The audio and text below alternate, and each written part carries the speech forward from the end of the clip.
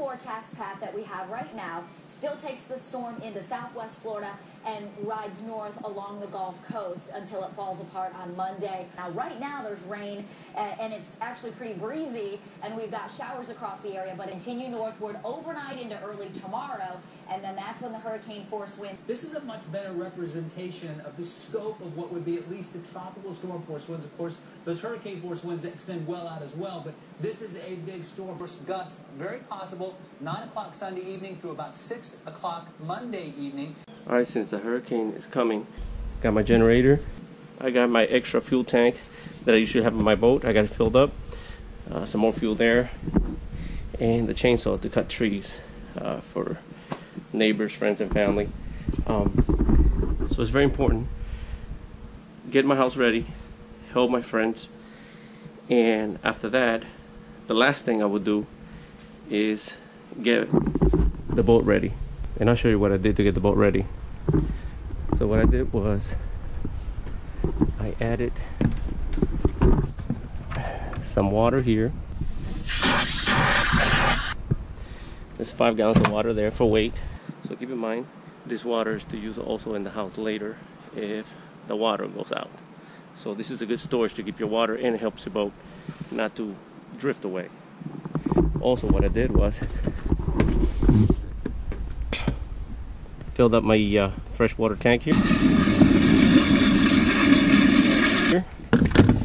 So there's 6 gallons there of water.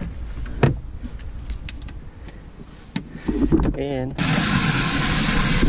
25 gallons of water here in the live well. And coming to the front, I filled up this big cooler full of water. I put a plug there, so I have here about 100 pounds extra water here, and in here I got this other cooler full of water. And the reason I'm putting here is because I want to have some tongue weight on the boat. Tongue weight is important because the boat is not going to tilt backwards. So I got here about almost 200 pounds extra of weight right there. And all this other weight is going to keep the boat down. Something very important to do, especially on this type of boats. Don't shut your battery off. If you have a single battery, turn your single battery on. In my case, I have dual battery. I want to put my dual batteries on, because that way, if one battery runs out, the other one has extra power. Okay, so turn dual battery on, because you want to leave your bilge on.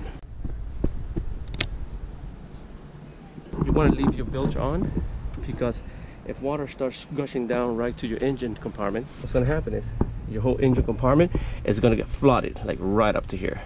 So you're going to damage your engine. So I have my pump on, and make sure that your plugs are open. Both plugs are open, and not just open, not being clogged with any debris, leaves, or anything like that.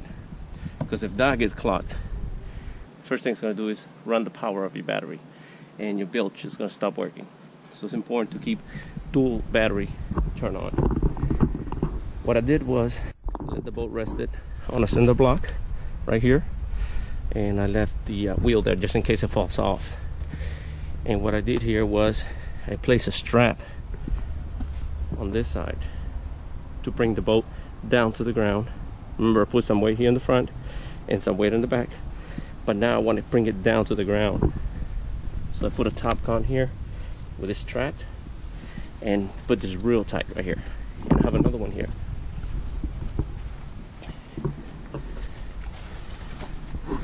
There's another one here tied to the tree, very strong too. It's also bringing the weight of the boat down.